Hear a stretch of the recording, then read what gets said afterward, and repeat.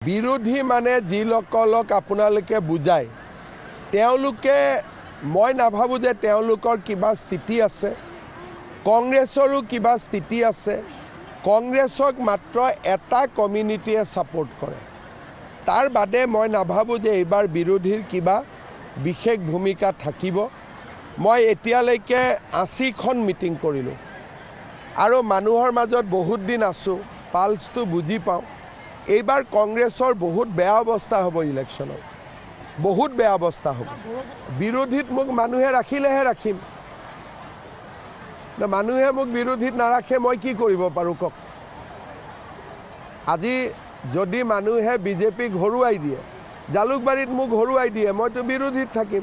কিন্তু মানুহে নহৰুৱায়ে নহয়, মানুহে বিজেপিকে জিকাব আৰু ভগৱানৰ আশীৰ্বাদত জালুকবাৰীতো মোৰ জিকাৰ সম্ভাৱনা আছে। গতিকে গৌৰৱ গগৈয়ে এই যিটো তেওঁৰ মনৰ আশা, পাকিস্তানত গৈ কাৰোবাক প্ৰেয়াৰ কৰক গৈ, ইয়াততো নহ'ব।